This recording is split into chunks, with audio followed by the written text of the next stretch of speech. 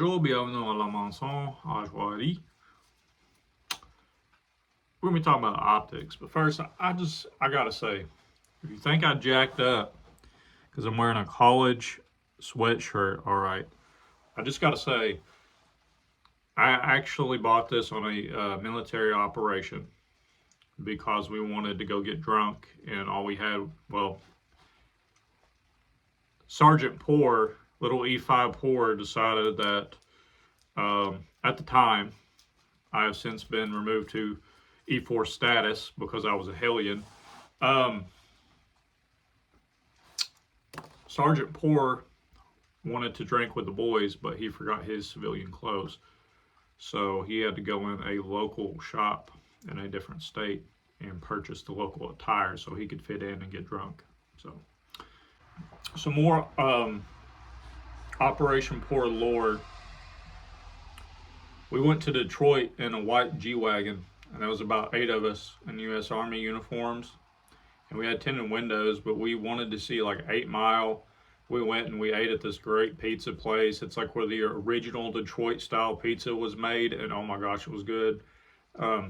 They have pizza that delved from the Great Lakes. So I like the Lake Alpena. I don't remember what was on it. It was some kind of special cheese. It was great. It looked raggedy in there, but the pizza was phenomenal.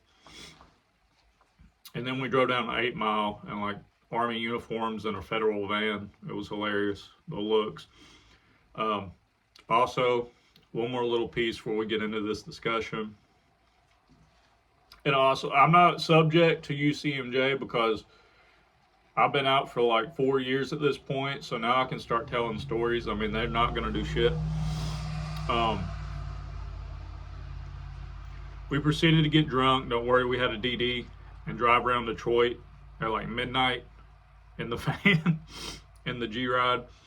They called them GSAs in the Army, government something. And yeah, me and E6 staff sergeant and a couple other sergeants got out and pissed in this dude's yard at like 2 in the morning, drunk as all get out.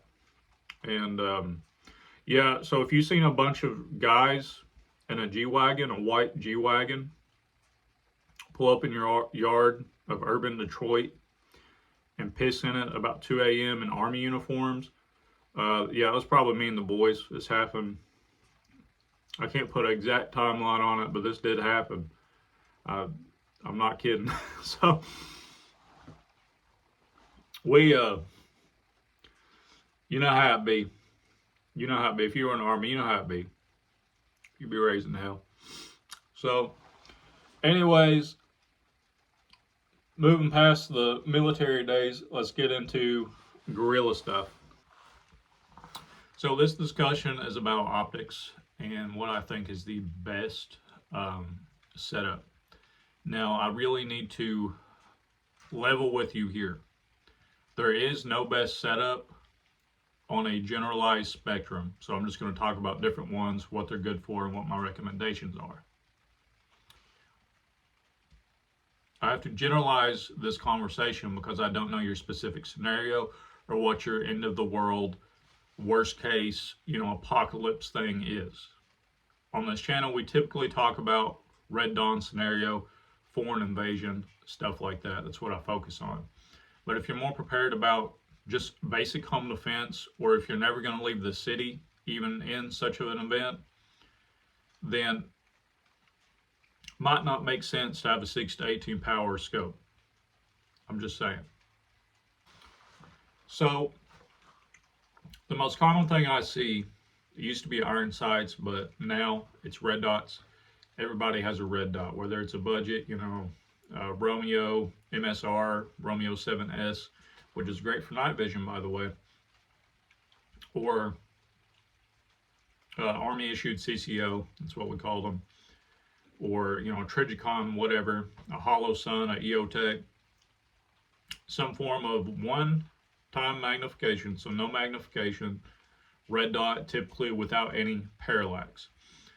Parallax is distortion of the dot. So essentially what that means with red dots is, even let's say like a handgun, I didn't bring any aids out here with me. This was kind of off the wall. Let's say, here's the red dot up here. I'm aiming. I could have it canted like this. I could have it canted like this, like this, like this, like this. But with handgun red dots in particular, typically after like 7-ish yards, there is no air whatsoever. So what I'm trying to say is, if my target is about to fire back at me and I can't get like a super quick, good, steady position, as long as that dot is on the target, that's where the bullet's going to go. It doesn't matter if it's in the center. So here's the box, right? Here's the dot box. Just picture this, dot box. It doesn't matter if the dot's in the center, if it's in this corner, this corner, this corner, or this corner. Wherever the dot is where the bullet's going to go. You don't have to have it perfectly lined up and stuff like that. Red dots excel in, clearing houses, CQB, anything within, I'd say, 100 yards. And after this is where my opinion definitely differs from others. If you can see yourself going above, let's say, 100 or 150 yards, I'd like to see some magnification personally. It's not that I can't shoot with 1x out to, let's say, probably about 300 meters, give or take. It's not that I can't, it's just that it doesn't make any sense when magnification is available. Some people say every 100 yards you need an extra power magnification. So 200, you need at least 2x, 300, 3x, 400, 4x. And while it's possible, I've noticed 6 power for me works really good at 400. And I'll also be honest, when I'm shooting anything past 200 meters, or roughly 215 yards, I want as much magnification as possible. Let's say I'm shooting a 10-inch plate. I want the 10-inch plate to take up essentially the whole scope, depending on the arc of the bullet and what kind I'm shooting. Let's say it's like 5.56 or whatever. If it's a 10-inch plate, I want the scope ring to pretty much be maybe an inch or two from that plate. Like the crosshairs on the plate, it's going to hit the plate, there's no doubt. Now, like I said, know your holds and the arc of the bullet, and like there's so much more science that goes into it, but I'm just trying to make a point. But then again, we also have to think, if you're facing opponents that could be shooting back at you and you don't get the jump on them, having more magnification just naturally makes it harder to find it. Make sure you don't have any eye shadow. Make sure you're parallax free. That's all about mitigating that with a magnified optic is consistency, really. Making sure your eye is, let's say my eye relief is, with my optic I'm using is 3.41 inches, and that's the perfect setup. Making sure when you go up to weld that rifle or whatever you're using, it's the same every single time. It's consistency. It's like getting good with iron sights. You need to be in the same every single time. A lot of people will take electric tape or hockey tape or something, and when they get on target and they get sighted in, right where their nose touches the side of the rifle or right about where their nose comes, they'll put that tape down there so they know they get it consistently every single time. That's a thing I did learn in the military. A lot of people do that to be consistent. It might seem silly, but it works. So now that we understand a little bit more about, eyeshadow, parallax, and my personal thoughts on magnification, let's talk about other forms of optics. So around here, for like deer hunting, everybody uses a 3-9. That is the most common, and that's the cheapest thing around here. We're dirt poor around here, and that is what people tend to go to. You ask any hunter around here, deer hunter, 9 times out of 10 it's a 3-9. Can't be beat. Whether it's a Bushnell, Sig, whatever, 3-9, that's what it is. And that works well for here because you're not taking a shot over 200 yards on a deer. Maybe 300 if you own land and you clear it out yourself. But around here in Appalachia, it's nothing but hills and thick forest, and in the spring, summertime, brush. No, deer season isn't in summertime, but you get what I'm insinuating here. You can't do a successful sniper operation when you can't see above 25 meters in any direction.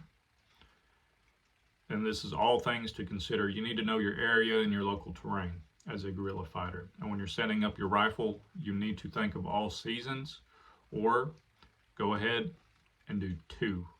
Get one for like late fall, winter, get one for spring, summer. That's kind of what I've been leaning to over here. 10.5 AR platform in spring and summer, and maybe a 16-inch or 20-inch AR platform in the fall and winter with some magnification.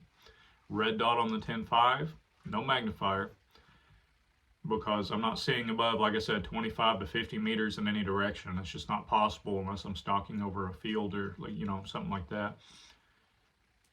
Or I would also recommend that in a urban setting as well. But when the leaves start falling off the trees and you can see 100 to 200 yards, possibly 300 if you're overlooking a field or if you're on a ridgeline, then at least having 3 power makes a lot of sense. This goes back into the 3 to 9. So you have variable magnification scopes. You have second focal plane, which kind of sucks, to be honest with you, because 3 power, your holds can be different than at 6 power, and they can be different at 9 power. And a lot of people don't know that, and they wonder why they miss. It's because the way the reticle shifts when you zoom the scope in. Each power with a second focal plane optic has slightly different holds. So if I'm trying to hit a target at 3, and I've been shooting at 3 on the range all day, and then I bump it up to 9, I could be a couple inches off, or I'd have to hold different at different distances with that 9 power. That's why if you buy a second focal plane scope, to minimize that shift, they say go to max magnification, whether that's 9, 18, 24, or 50, and then sight in at, let's say, 100 yards, because that's what minimizes the shift when you zero in at the highest magnification. I'm not getting into the exact science, but that's how it is. However, if you have a first focal plane optic, it doesn't matter because it zooms in on the reticle itself. The reticle itself is zooming in, not just the lenses inside the scope. So if you're going to be doing long distance shooting, competition shooting, or you think that you're going to get enemy engagement at a longer distance, or if you're trying to make really precision shots, say 200 meters to 600 meters, like what I advocate for in the Appalachian Sniper System, first focal plane is pretty much the only way to go, unless you have a fixed optic. It can be second focal plane, but it's only 10 power, or in my case, I have a SIG Buckmaster that I keep on 12 power. And you've seen that in the intro of this video on that 308, that AR-10. That's the scope that's on it. I keep it on 12 power all the time. I never shift down because I know the holds on 12 power. It has a BDC reticle. They don't shift. We're going to circle back around to that. I want to go to Prism Optics next. Prism Optics is something that I'm not necessarily just now getting into, but my next major purchase is going to be a good Prism Optic. Now, I have a laundry list of things on this channel that I need to test out, including the PDW, the new PDW concept I'm coming out with. But before that, like I said, I got a list of stuff. Primary arms, 3X Prism Optic is going to be the next purchase. And for me, $300 is a lot of money. So it's going to take a while to save up for that. I'm telling you this because Prism Optics like the ACOG have completely changed the game in the battlefield. Marines were getting headshots from 50 meters to 400 meters with just 4 power. It's a fixed variable optic. It's just 4 power, but once you know the holds and you can utilize that, you can make accurate shots out to 500, 600 meters. if you get really good. Now, 600 meters is pushing it for most people though, but we have to look at this. And this is kind of what I've figured out using a Monstrum Cyborg.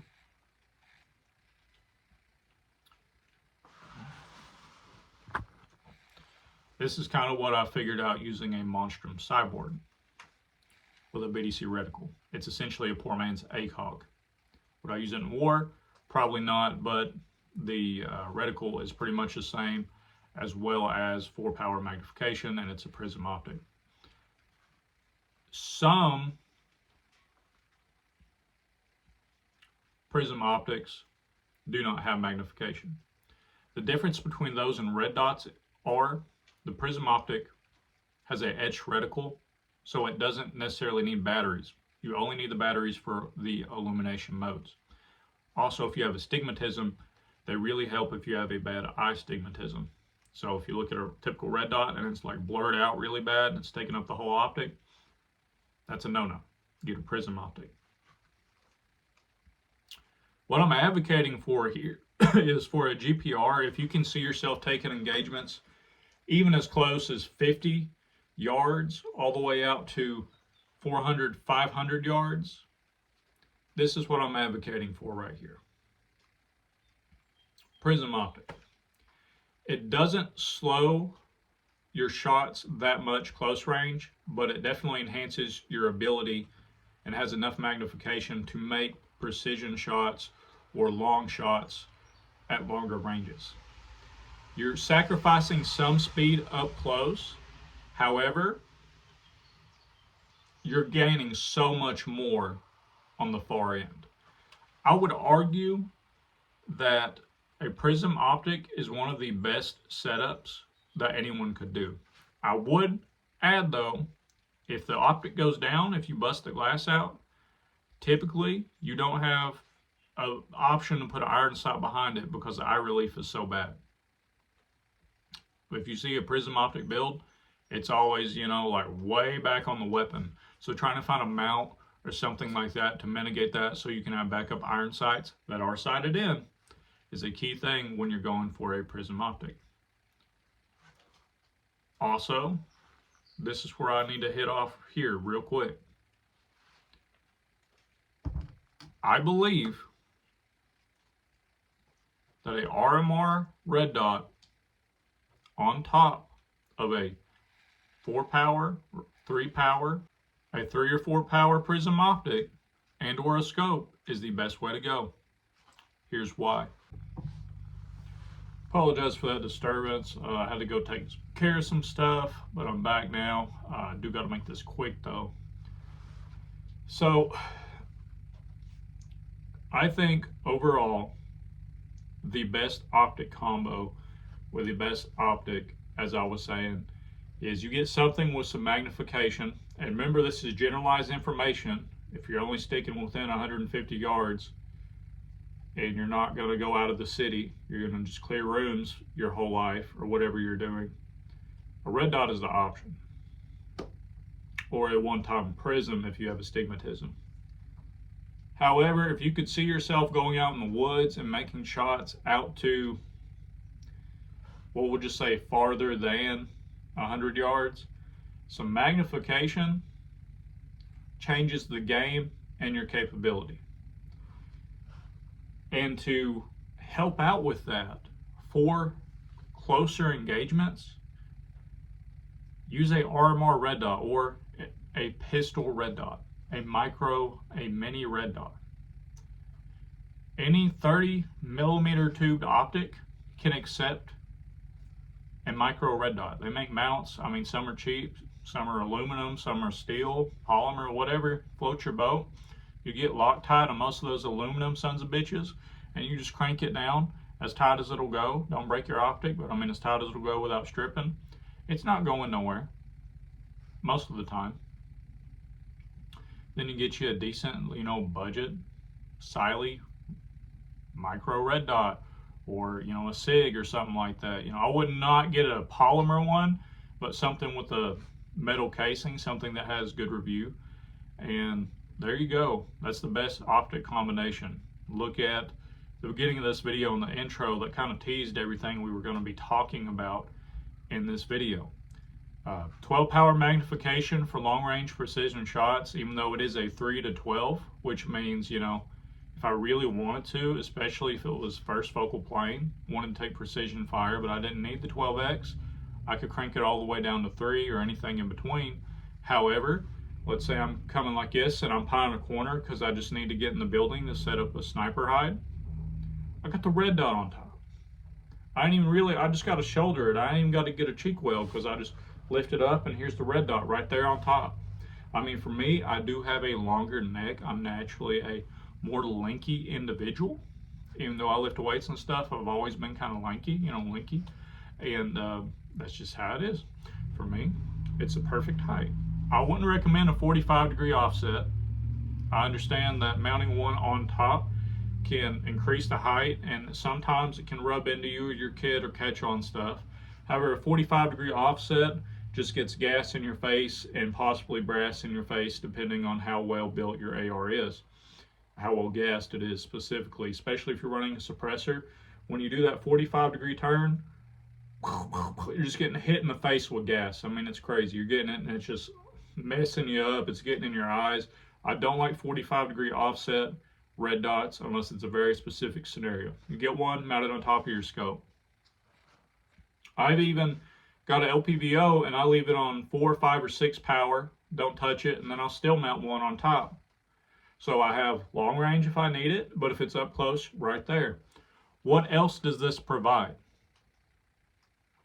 It's not only providing a quick and easy one magnification or no magnification feature with roughly barely any parallax, this also gives you night vision capability.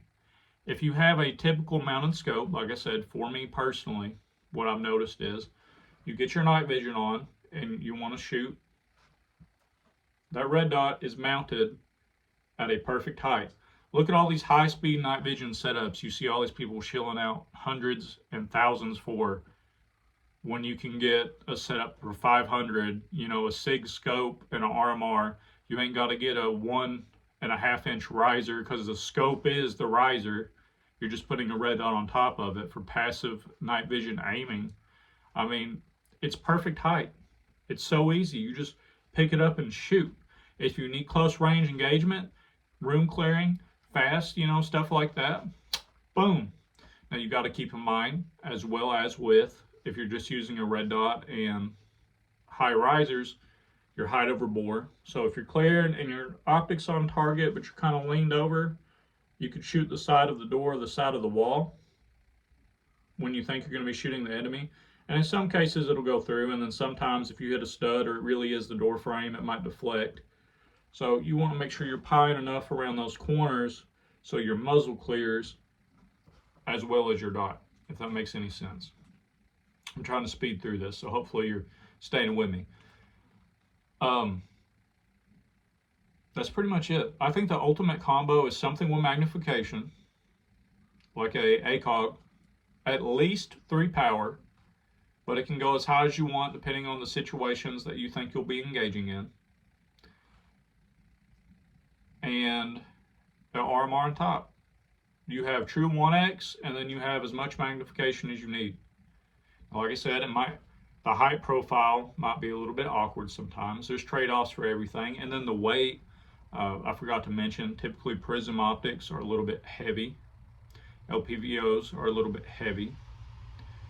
High magnification scopes are a little bit heavy. Red dots, not so much. But you got to think, if you add a magnifier to the red dot, it's even heavier than most scopes if you get a well-built one, seems like, from my experience. And it seems a little bit unwieldy, and you're not changing the vertical profile of the rifle. You're changing the side profile, which I think does a lot more damage and gets caught a lot more. Let's say you don't need the magnification and it's over here. You roll it off to the side. Left or right, doesn't matter, whether you're left-handed or right-handed. You roll it off to the side, and then it's getting caught on all kinds of stuff, and then you could break it, and it adds more rail space, so you might not be able to run back up iron sights depending on how much rail space you have, and it's just a pain in the ass. Just be honest with you. I don't like magnifiers. You also have to sight your magnifier in as well as, and then make sure it's completely clicked in or centered. And then the budget ones have a problem centering sometimes. And here we're poor. So for me, the best optic is something with magnification. It could be a full-blown high-power scope, or it could be a Prism optic with an RMR on top. That solves your close range engagement. That solves your night vision engagements or passive night vision aiming. And that solves your long range engagements, medium to long range. Precision fire shots. Yes, it's a little bit heavy, but lift some weights and get stronger. That's it.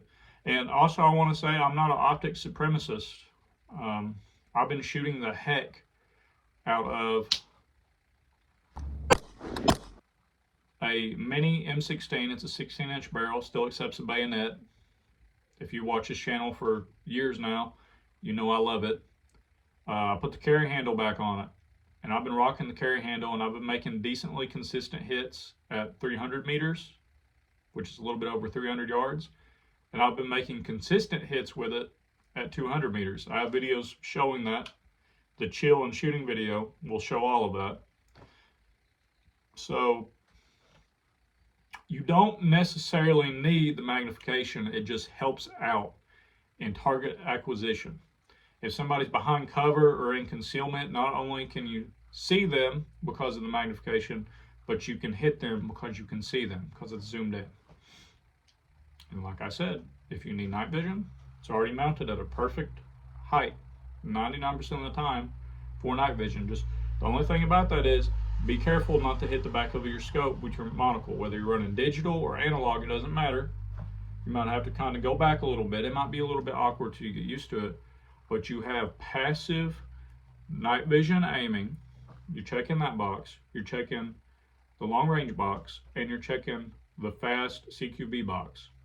The only thing with CQB is you have to make sure you keep in mind your height over bore with it. The trade-offs, it can definitely get heavy, lift more, and it can be a little bit awkward to carry, but moving your kit around it, moving your kit around your rifle and stuff and your mission is just part of the game. That's why I'd say, at least on paper, that's the best option. And that's why I'm going to purchase a 3x Prism. That's probably going to be my new go-to for the fall and winter time, because all the reasons we just mentioned. So if you enjoyed my story at the beginning, you want more stories like that, because I was a hellion when I was in service. If you enjoyed this logical discussion, please consider subscribing. I may not be the most what's the word? See, I'm doing it now. I might not be the most fluent with my words. I have a lot of stuff going through my head. I mean, it's just constant. When I'm making these, it's just constant. Like, oh, don't forget this, as I'm talking, and that trips me up sometimes. But I try to get as much out there as possible for you guys, so you can actually sit back and learn. So if you enjoyed any of this, please consider subscribing. I'm really trying to hit it. I'm trying to make money off this channel. I'm currently a stay-at-home dad. Finances are not great. I'm not asking for money, but I have a Patreon and a Buy Me a Coffee if you want to donate. They are a lot of projects I can't necessarily afford on my own, like the PDW thing. That's going to be the big one. We got to raise, like $500 before I can even consider going into it. So every dime, dollar, $5, $10 helps. Either way, money or not, God bless you. Thank you for watching. I appreciate every second of it. Au revoir. A bientôt. Peace.